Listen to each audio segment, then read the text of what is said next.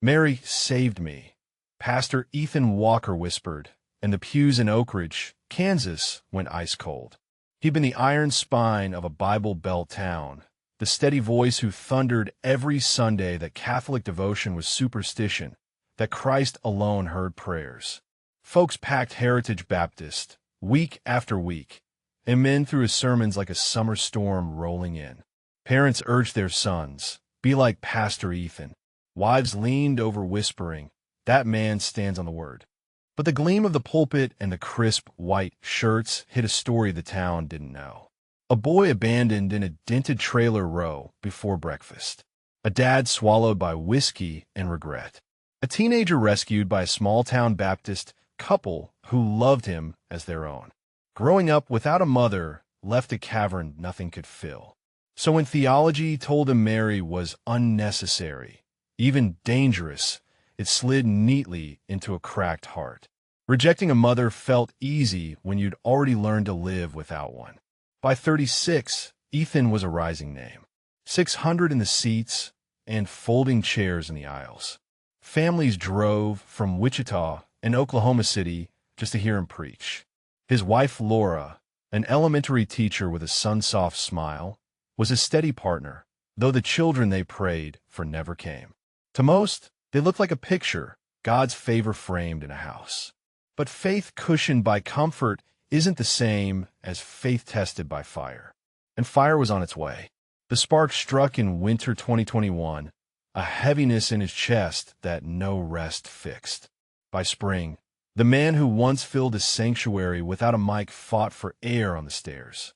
People noticed the weight dropping and the shadows under his eyes. Laura begged him, "Please see a doctor." When he finally did, what the Mayo Clinic said cracked the world. Stage 4 lung cancer. Non-smoker. No family history.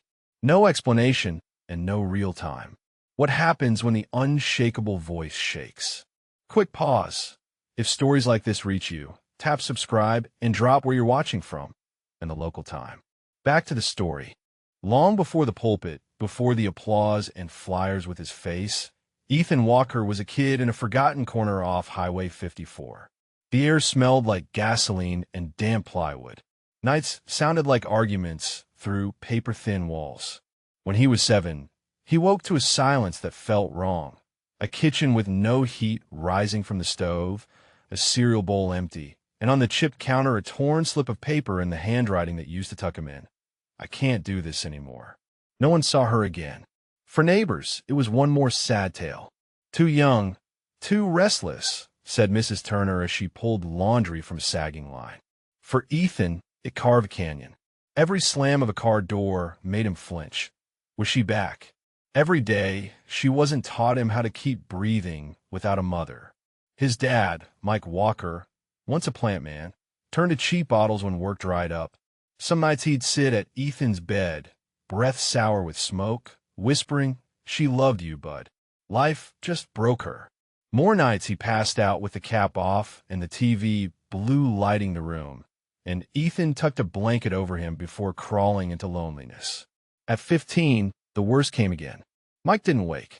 The coroner wrote alcohol poisoning. Ethan understood it as another lesson. People leave, mothers, fathers, anyone supposed to stay. The tiny food pantry at a Baptist church knew his name by then. Pastor Thomas Blake and his wife Carol had been slipping extra cookies into his bag for months. When the news hit, they didn't shake their heads. They showed up. "You'll stay with us," Pastor Thomas said, his hand steady on the boy's shoulder. "You're not alone anymore." It was the first time Ethan felt chosen. Their small home, 2 bedrooms, Bibles on the shelves, grace whispered over dinner, became the safe place he'd never had. Church felt like family. Hymns tucked him in, but the shadow remained. When the congregation recited Luke, "Blessed is the fruit of thy womb," his chest pinched. Hearing about a blessed mother stung an unhealed bruise. Pastor Thomas taught that Mary was chosen, but not a mediator. "She can't hear you. We pray to Christ alone."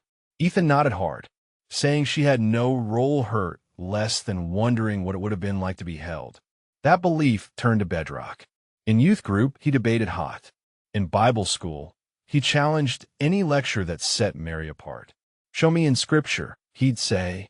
He had zeal flames no one saw were fed by loss. Even when Laura, before she was his wife, asked Jinnel on their second date, "Tell me about your mom," he smiled, changed the subject, never opened that door again.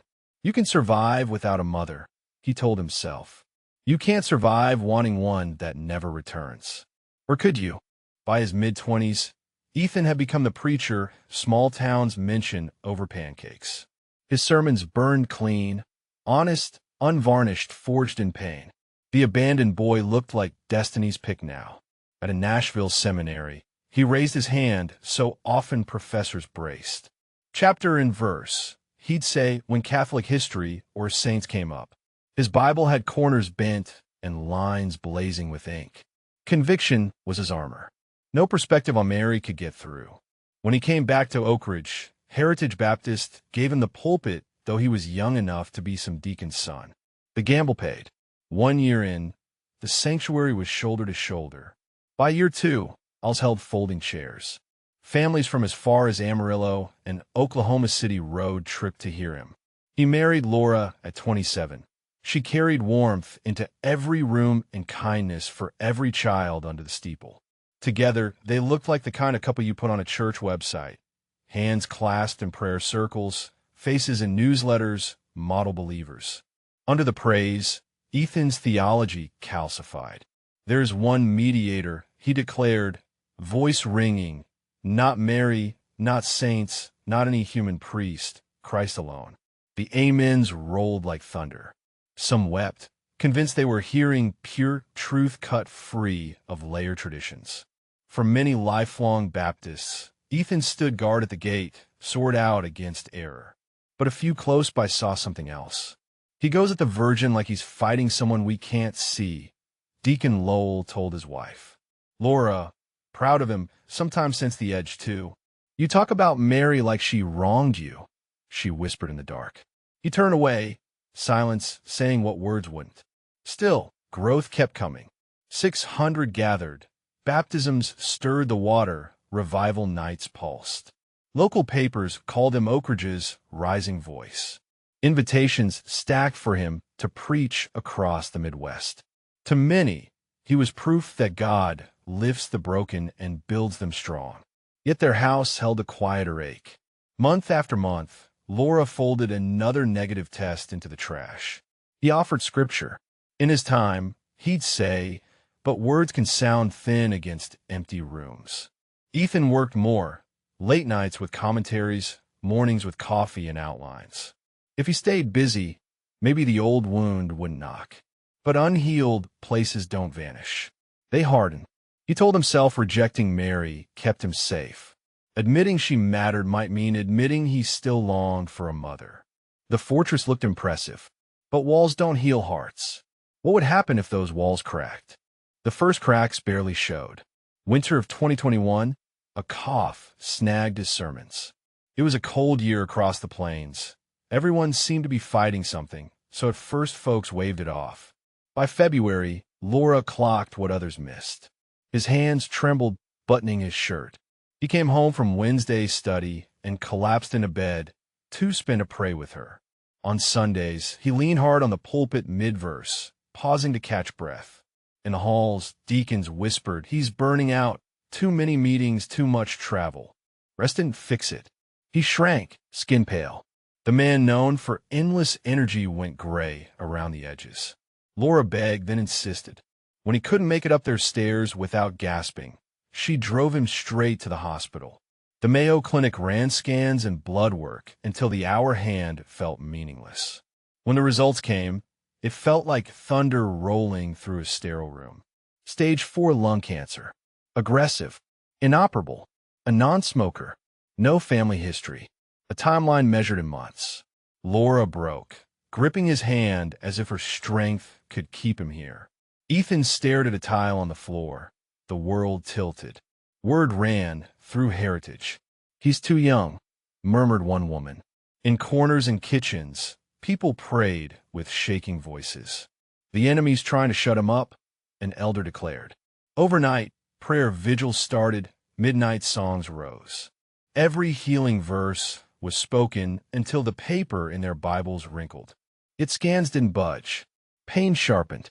He preached as long as he could. Once in a hospital bed, rolled onto the platform, whispering, "By his stripes we are healed." The congregation cried and believed. Alone, when the crowd left and only Laura's hand remained, fear weighed heavier than faith. "I'm not afraid of heaven," he admitted in the dark, voice thin.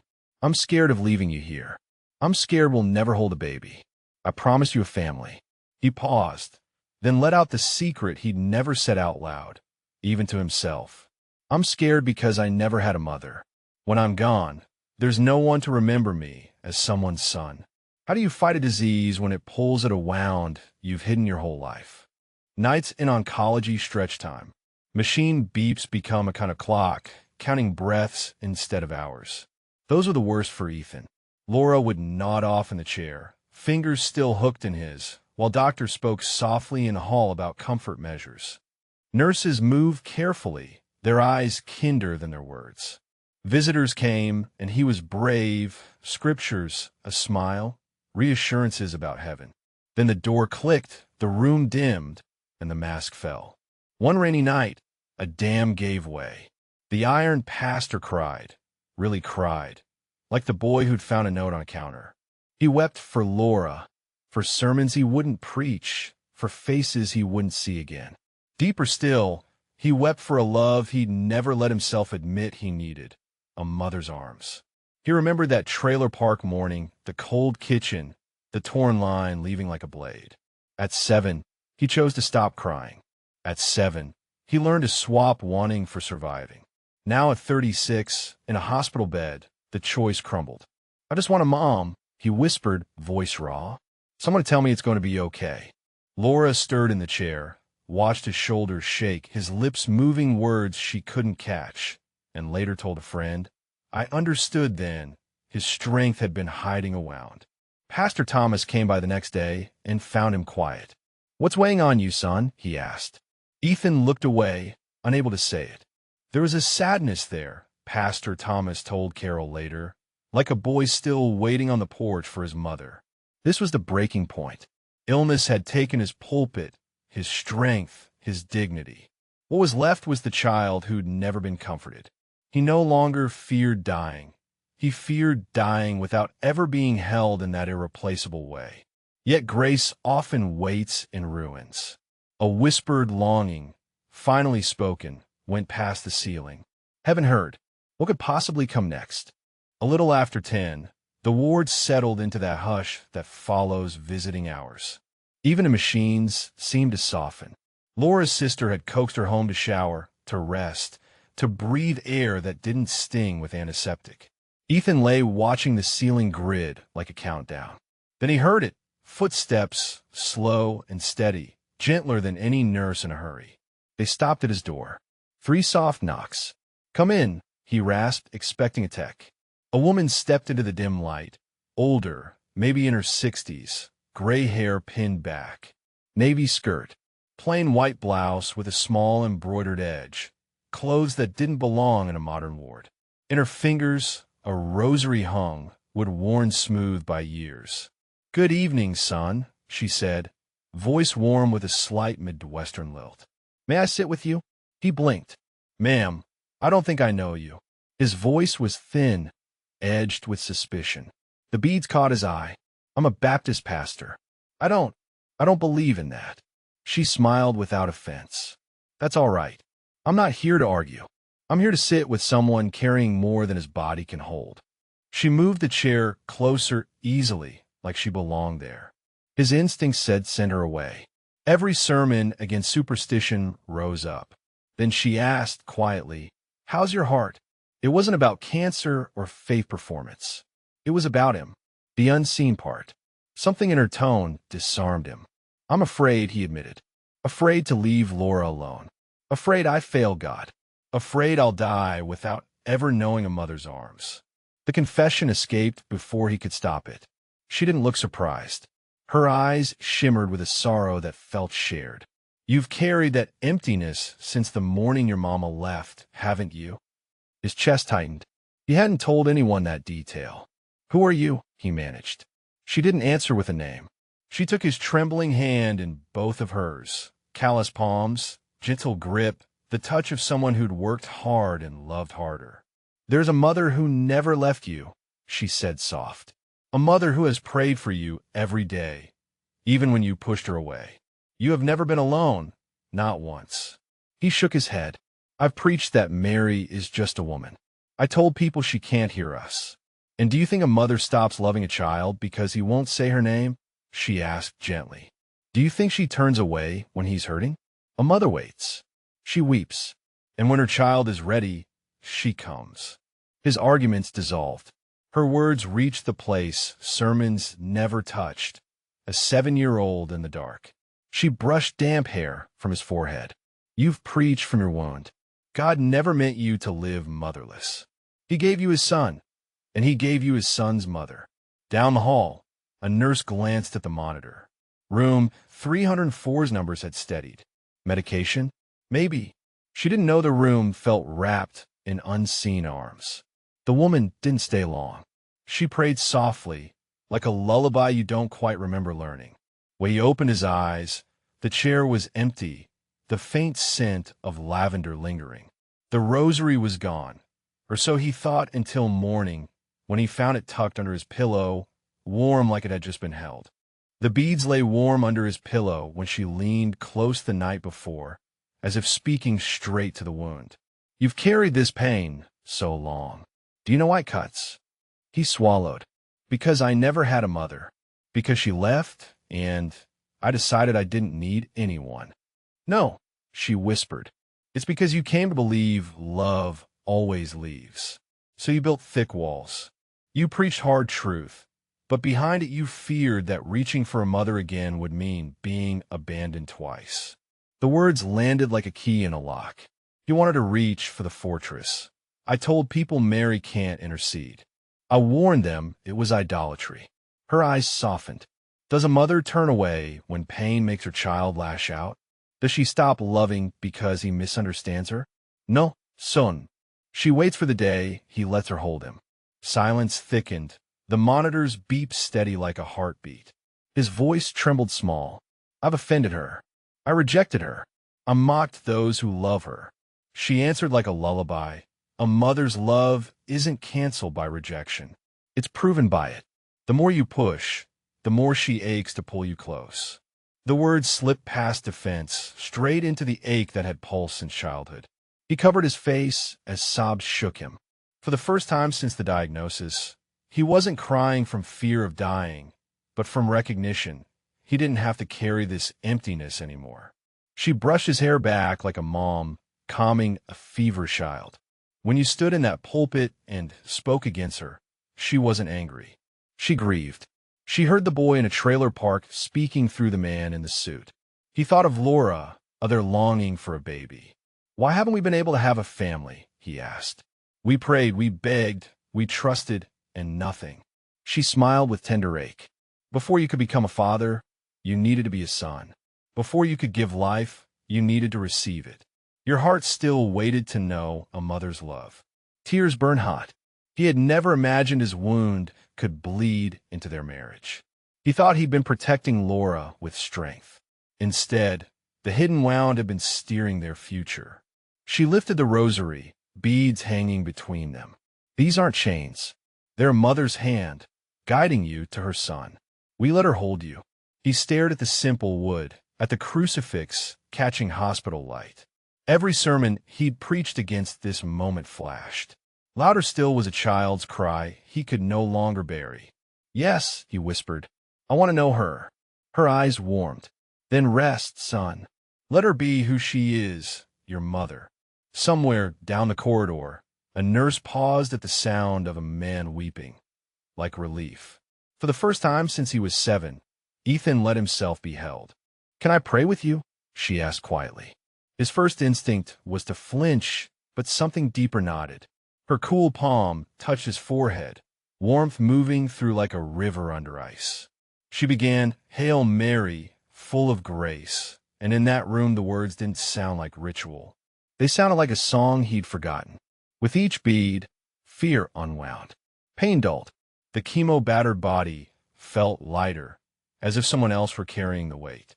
He cried without shame. She prayed with tenderness. Mother of God, pray for your son Ethan. Hold him tonight, as every mother holds her child. Outside, a nurse checked the monitors, frowned. Heart rate even, oxygen up. She stepped closer, puzzled.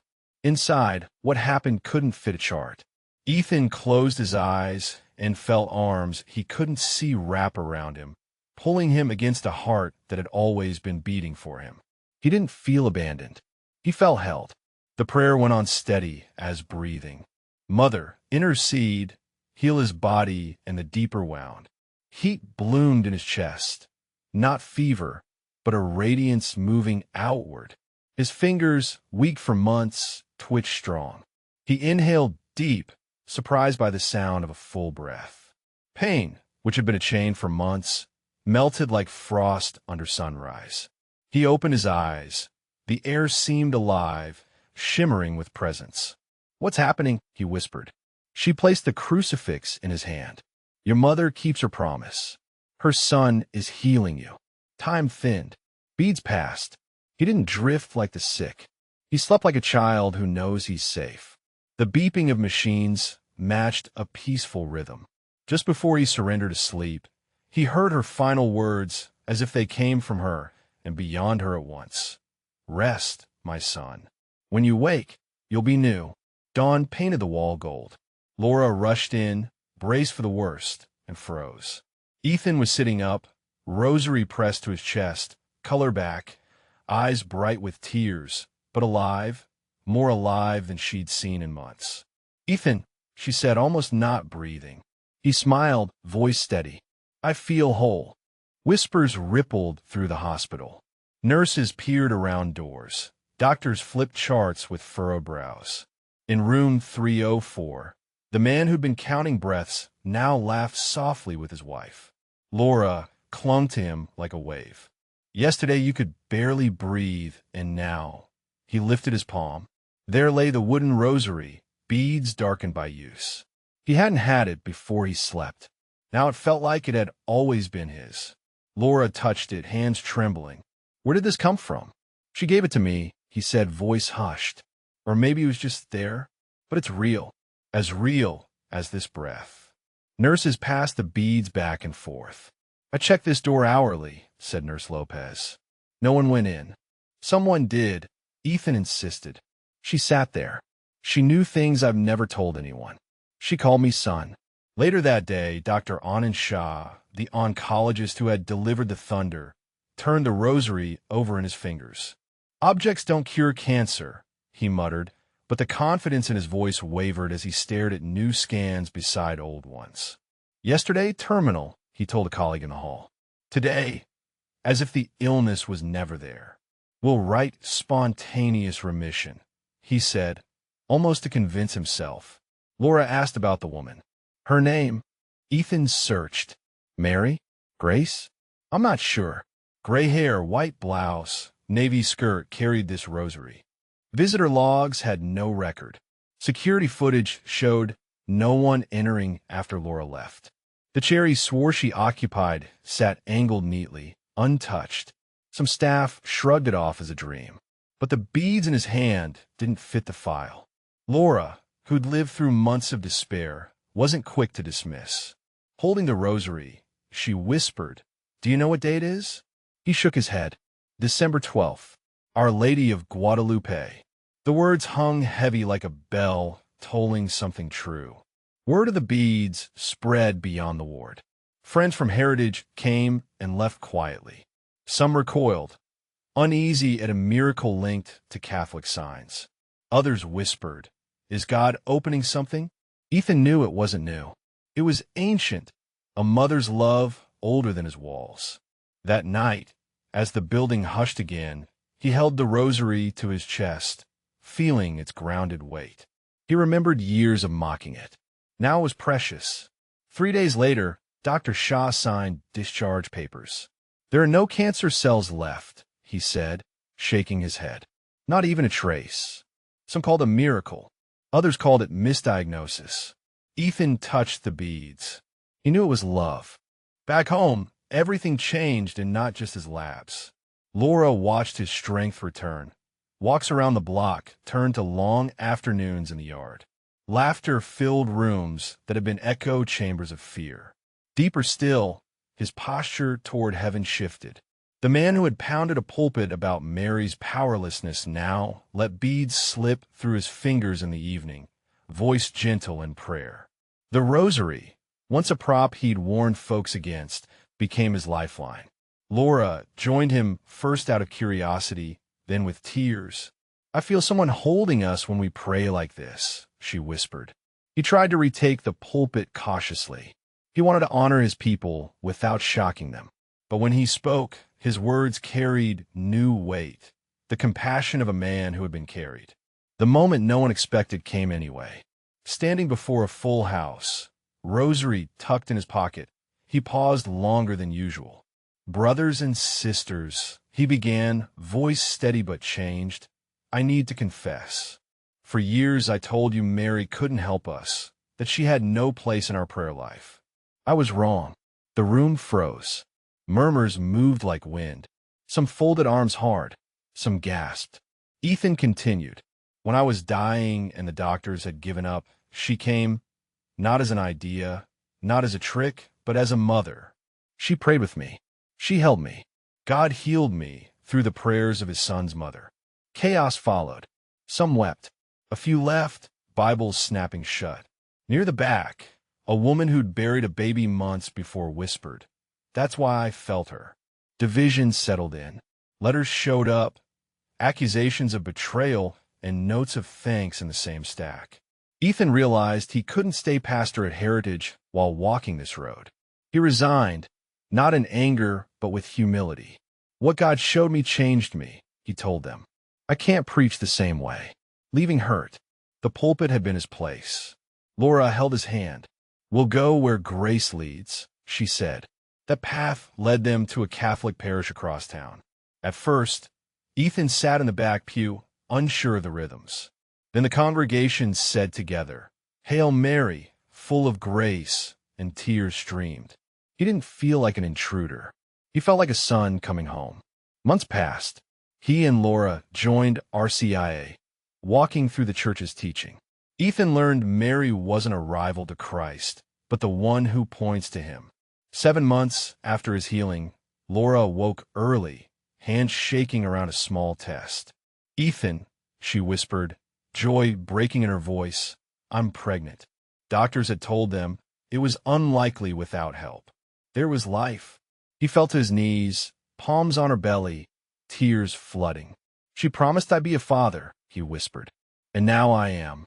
On December 12th, the feast day they'd whispered about in the hospital, Laura delivered a daughter. They named her Hope Mary. In that bright room, Ethan slipped the wooden rosary into a tiny fist. "This came from your grandmother in heaven," he said. "Now it's yours." 2 years on, folks in Oak Ridge still tell the story. Some with wonder, some with a skeptical squint. But the evidence walks the neighborhood on Ethan's shoulders. Little Hope Mary clutching the same beads that once were hidden under a hospital pillow. Friends notice the change in him. The fire that used to crackle now shines warm. Doctors pull his file from time to time and shake their heads. No medical explanation, one admits. The ripple hasn't stopped at their door. Men and women who once sat under his preaching now sit across coffee cups, leaning close. "Do you really believe she came?" one asks. He smiles softly. "I don't just believe it. I'm living the fruit of it." Laura, who once cried into empty hands, now laughs while braiding their daughter's hair in morning light. For her, the miracle isn't a debate. It's tiny footfalls echoing on hardwood. Videos of Ethan's testimony circle online. Some viewers watch with folded arms, others with wet eyes. A comment reads, "I lost my mom as a kid. Maybe Mary's been waiting for me too." Another says, "I thought miracles had expired." Maybe not. Ethan says the same thing to anyone willing to listen. "I used to think strength meant walls. That night, I learned strength looks like surrender. I used to reject what I didn't understand. Now I trust the love that never gave up on me. Even when I gave up on it, he still carries the rosary, beads smoother now with constant touch. Some call it coincidence. Others call it crazy. For Ethan, it's a scar and a seal, the tangible reminder of the night heaven stooped low and a mother answered a son. And maybe that's the point for us. We all carry quiet wounds. We all know the silence after a prayer that feels unanswered. But what if you've never actually been alone? Around kitchen tables and church steps, at late-night talks between the still hopeful and the nearly done trying. Ethan's story keeps surfacing. For doctors, it's a file stamped complete remission, unexplained, with scans that don't line up. For Ethan, the explanation is simple enough to fit in a pocket. For Laura, the proof laughs at breakfast, rosary too big for baby hands. Some of their old circle at Heritage still wrestle. A few miss the old fire, the clean lines. Others eventually admit, he looks lighter, like he put down a bag we didn't know he was carrying. Strangers who never met him find their way to the story online. One woman in Ohio writes, I didn't think you could feel a mother's love after yours dies. Now I wonder if Mary's been beside me all along. Grace ripples like that, outward and outward. Ethan sums it up this way. The miracle wasn't just that cancer vanished. The greater miracle was that the little boy in me who believed love leaves finally learned he was loved. That part sinks deepest, maybe because so many of us learned survival before we learned love. We stack bricks around our hearts and call it strength. Then one night, if we're lucky, the walls make room. If this were a movie, the camera wouldn't end at Mayo or a pulpit. It would linger on a modest house in Kansas as a father kneels beside his wife and daughter. Evening light catching the beads slipping through fingers, small and strong. Outside, cicadas sing. Inside, a different kind of song goes on and on. The story doesn't close. It opens. For anyone who's ever felt abandoned, whose prayers felt like they hit the ceiling, who's longed for a love that doesn't walk away. Maybe this is for you. Maybe it's the nudge to believe again, to hope again, to let yourself be loved in a way you thought impossible. If this touched your heart, share it with someone who needs to hear they're not forgotten, and tell us your thoughts in the comments. Then like and subscribe for more stories of faith and hope that refuse to let go.